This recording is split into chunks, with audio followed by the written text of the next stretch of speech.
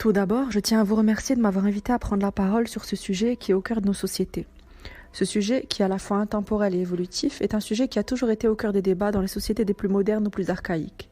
Quand j'entends les termes protection de l'enfant, de manière instinctive, je pense aux enfants que l'on voit chaque jour au feu rouge, aux nouveau-nés mis au monde par des femmes célibataires qui n'ont pas réussi à avorter et qui essayent de s'en défaire à tout prix, sans parler des femmes qui tentent d'avorter de façon clandestine alors que le fœtus est déjà à un stade avancé. On peut aussi penser aux enfants qui ne vont pas à l'école, exploités dès leur jeune âge et qui souvent travaillent pour aider leur famille. Il y a enfin les enfants battus, les enfants victimes d'inceste et d'agressions sexuelles, filles ou garçons confondus. Ainsi, la notion de protection de l'enfance est une notion très vaste.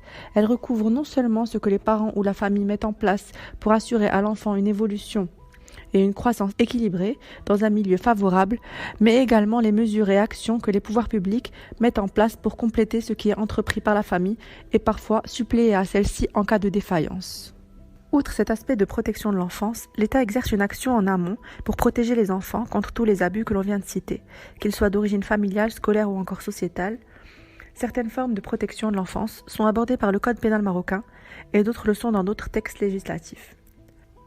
Mais avant toute chose, il faut définir ce qu'on entend par enfant. La prise de conscience des droits de l'enfant s'est faite au lendemain de la Première Guerre mondiale, avec l'adoption de la Déclaration de Genève en 1924.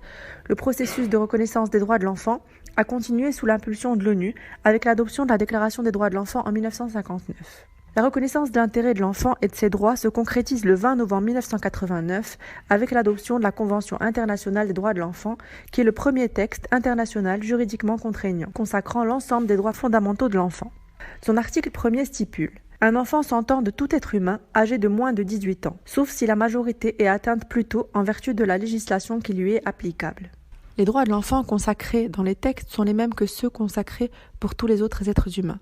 Si on devait en citer quelques-uns, le droit à la vie, le principe de non-discrimination, le droit à la dignité, à la protection de l'intégrité physique et mentale, les droits civils et politiques tels que le droit à une identité ou à une nationalité, les droits économiques et sociaux tels que le droit à l'éducation, ou des droits plus individuels tels que le droit de bénéficier à une protection ou à un bon état de santé. Une fois que l'on a balayé les différents droits de l'enfant, il faut parler des moyens mis en œuvre pour protéger ces droits. La protection du mineur quant à sa personne et à ses biens est assurée d'abord par la notion de famille, à travers l'autorité parentale ou la tutelle. Le lien de parenté oblige les parents à entretenir l'enfant, à le surveiller, à subvenir à ses besoins et éventuellement être poursuivis pour les délits commis par leur enfant mineur. Dans des cas plus particuliers, des orphelins par exemple, cette protection est assurée sous le contrôle du juge des mineurs. La question qui m'a été posée aujourd'hui est celle de savoir quels sont les outils législatifs mis en œuvre pour protéger l'enfant. Sur le plan social, l'enfant marocain jouit à sa naissance d'un certain nombre de droits qui sont exprimés dans le livre 3 du Code du statut personnel et de succession, la Moudawana. Il jouit ainsi du droit de filiation, Bounoua, et par conséquent de porter le nom de famille de son père, de l'héritage, de l'entretien par ses parents qui sont tenus de subvenir à ses besoins en matière d'alimentation, de santé et d'éducation. Sur le plan pénal, plusieurs mesures ont été prises par le législateur, et cela dès la conception de l'enfant jusqu'à donc sa majorité. Pour chaque infraction, on pourra distinguer deux types de mesures. Celle prise à l'encontre du parent lui-même, qui porte préjudice à son enfant, ou celle prise à l'encontre d'autrui. L'avortement est interdit sous peine de prison. Toute action visant à empêcher l'identification d'un enfant est passible d'une peine pouvant aller jusqu'à l'emprisonnement de l'auteur. Le délaissement d'un enfant ou d'un incapable qui ne peut se protéger lui-même, en raison notamment de son état physique, est puni de l'emprisonnement. L'adoption d'un enfant au Maroc est réglementée et son abandon ou la provocation à son abandon est réprimée. L'abandon de famille constitue également une infraction à la loi au terme des articles 479 à 482 du Code pénal.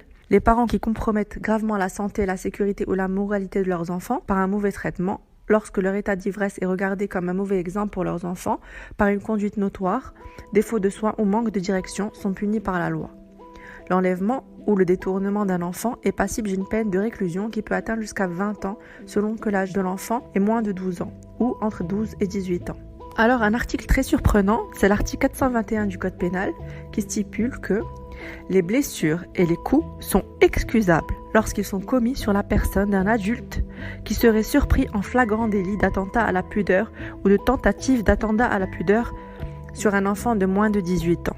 Un autre article très surprenant, c'est l'article qui définit le viol, parce qu'il définit le viol comme étant l'acte par lequel un homme a des relations sexuelles avec une femme contre le gré de celle-ci. Donc si le viol est commis sur un petit garçon, Il n'entre pas dans la définition du code pénal du viol. Ensuite, les articles 497 à 504 du code pénal exaltent les peines encourues par les personnes qui favorisent ou facilitent l'exploitation sexuelle, la débauche ou la corruption des mineurs, que ce soit d'une façon habituelle ou même occasionnelle. La mendicité et le vagabondage sont également réprimés par le code pénal. L'utilisation d'enfants autres que leurs propres descendants par des mendiants pour solliciter la charité est punie d'une peine d'emprisonnement de 3 mois à 1 an. Elle est doublée si une personne ayant l'autorité sur un enfant ou en ayant la garde le livre même gratuitement à des vagabonds ou à des individus faisant métier de la mendicité. Alors, pour essayer de conclure sur ce sujet, on peut dire que le législateur a mis à notre disposition un arsenal juridique assez intéressant, bien que celui-ci ne soit pas sans limite. Il gagnerait en effet à être plus adapté à une réalité sociale. Je pense ici à l'incrimination de l'avortement, même à un stade où cela peut être encore scientifiquement acceptable, car cela, on le sait, n'empêche pas les femmes d'avorter. Il permet seulement à ces dernières de le faire dans des conditions des plus dangereuses. Je pense également, je l'ai déjà soulevé plus tôt, au viol des petits garçons, qui est une triste réalité de notre société. D'autre part, même quand les outils juridiques sont là, parfois ce n'est pas suffisant. Je pense là à la mendicité infantile, qui à mon sens est encore bien trop présente dans notre pays. Là par contre, c'est le rôle de l'exécutif de prendre les choses bien plus au sérieux. J'ai posé la question à une association spécialisée, qui m'a répondu que l'on n'a pas de solution offerte pour placer ces enfants de la rue, que ces derniers préfèrent même aller mendier, car cela est plus profitable. Ou encore à la problématique de la violence. Là se pose la question de la preuve, puisque cela se produit dans les maisons. Enfin, pour finir, le problème du travail infantile. La crise économique et le problème du chômage et du travail clandestin empêchent ce fléau d'être éradiqué. Donc, je terminerai cet exposé en rappelant que c'est notre travail à tous, parents, enseignants, ministères, de protéger chaque jour nos enfants et de se souvenir que c'est sous notre garde que se passent toutes ces violations.